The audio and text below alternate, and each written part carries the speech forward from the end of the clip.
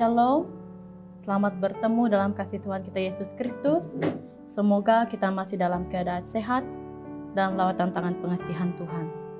Ibu Bapak, saudara-saudari yang terkasih dalam Tuhan kita Yesus Kristus, nas yang berdasar pemberitaan perenungan firman Tuhan pada saat ini diambil dari Injil Yohanes pasal yang keempat, ayat yang ke-31 sampai yang ke-38.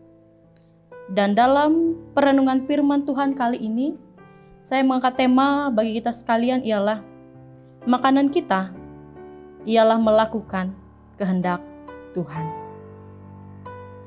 Ibu Bapak, saudara-saudari yang terkasih di dalam Tuhan kita Yesus Kristus, makanan merupakan salah satu kebutuhan hidup daripada manusia, agar manusia tetap bertahan hidup. Nah, ketika kita kekurangan makanan, maka tubuh kita akan menjadi lemah, tidak bertenaga, dan juga dapat membuat kita tidak mampu fokus memikirkan sesuatu ataupun melakukan sesuatu. Tetapi juga kelebihan makanan pun terkadang dapat membuat kita menjadi malas melakukan aktivitas. Nah, kekurangan dan kelebihan makanan pun itu memiliki resiko dan dampaknya masing-masing. Nah, Ibu Bapak, saudara-saudara yang terkasih, orang bekerja pun salah satu tujuannya adalah agar kebutuhan makanannya tercukupi dan terpenuhi dengan baik. Nah, nas kita hari ini berbicara tentang Yesus bersama-sama dengan para muridnya dan masih masuk dalam perikop yang menjelaskan percakapan Yesus dengan seorang perempuan Samaria. Dan pada bagian nas kita hari ini menjelaskan di mana saat para murid mengajak Yesus untuk makan. Ayat yang ke-31. Sementara itu murid-murid yang mengajak dia katanya, "Rabi, makanlah." Makanan yang dimaksud oleh para murid adalah makanan yang bersifat jasmani, untuk kebutuhan jasmani. Tetapi berbeda apa yang dipandang dan dimaksud oleh Yesus mengenai makanan, di mana Yesus memandang makanan adalah melakukan kehendak Allah dan memenangkan serta menuai jiwa-jiwa yang terhilang. Ayat yang ke-34. Kata Yesus kepada mereka, "Makananku ialah melakukan kehendak Dia yang mengutus aku dan menyelesaikan pekerjaannya." Hal itu menjadi hal yang penting ketika makanan yang paling penting adalah melakukan kehendak Tuhan.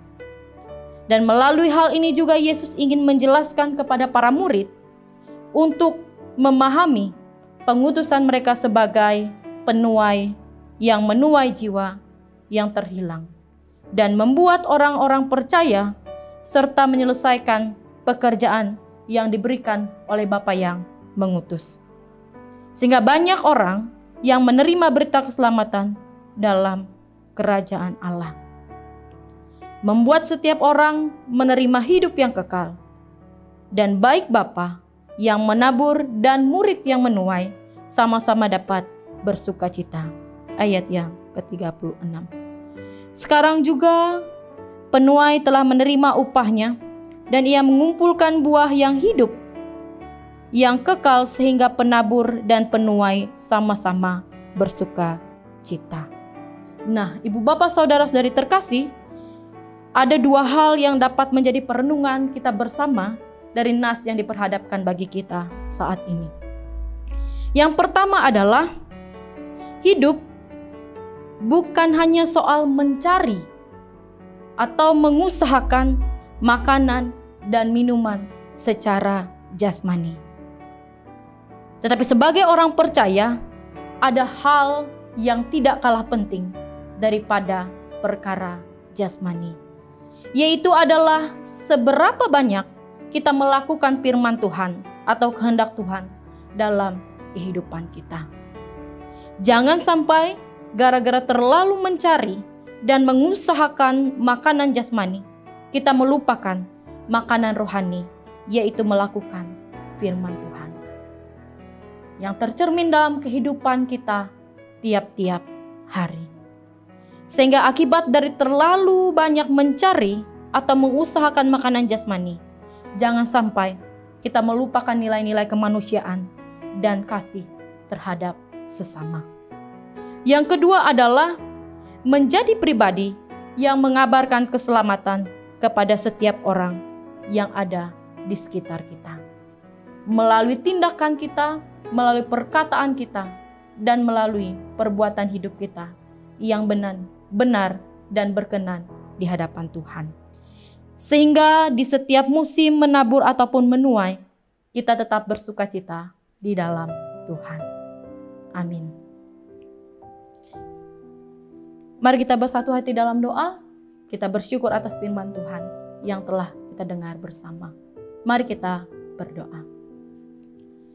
Kami mengucap syukur ya Tuhan atas setiap anugerah, kebaikan, berkat, kesetiaan Tuhan dalam kehidupan kami. Terlebih kesehatan, kekuatan, serta napas kehidupan. Sehingga masih boleh kami terima hingga pada saat ini. Bapa dalam kerajaan sorga, kami menyadari kehidupan kami sebagai manusia kadangkala menyakiti hati Engkau dan sesama kami. Terkadang hidup kami jauh dari apa yang Tuhan inginkan untuk kami jalani. Tetapi kami yakin dan percaya ya Tuhan, Engkau adalah Allah yang setia, yang akan senantiasa mengampuni dan melayakkan kami. Bapa dalam kerajaan sorga, kami telah bersama-sama mendengar sebagian dari firman-Mu. Mampukan kami menjadi pelaku-pelaku firman-Mu di tengah-tengah dunia ini, sehingga kehidupan kami memancarkan terang kasih Tuhan di tengah-tengah dunia ini. Di dalam keluarga kami, di dalam pekerjaan kami, dalam tugas dan tanggung jawab kami masing-masing. Biarlah hidup kami mempermuliakan Engkau. Ajarkan kami senantiasa untuk terus mengandalkan Engkau dalam setiap kehidupan kami. Dalam setiap permasalahan pergumulan kami yang boleh kami hadapi. Kami yakin dan percaya Engkau akan senantiasa memampukan kami. Karena janji-Mu, roh yang ada pada kami akan melebihi masalah pergumulan yang kami alami. Kami yakin dan percaya Engkau akan senantiasa memberikan kami kekuatan. Kami mendoakan sidang jemaat-Mu ya Tuhan, masing-masing pribadi, masing-masing keluarga dan rumah tangga, masing-masing usaha dan pekerjaan mereka. Engkau akan senantiasa memberkati keluarga-keluarga Kristen yang ada di tengah-tengah dunia ini. Engkau akan memberkati usaha dan pekerjaan dan membukakan tingkap langit-langit berkat, sehingga berkat Tuhan akan senantiasa mencukupkan kehidupan jemaat Tuhan. Kami juga menyerahkan bangsa dan negara kami ya Tuhan, yang masih berjuang melawan pandemi COVID-19 ini. Kami yakin dan percaya pertolongan Tuhan tidak akan pernah terlambat dalam kehidupan kami.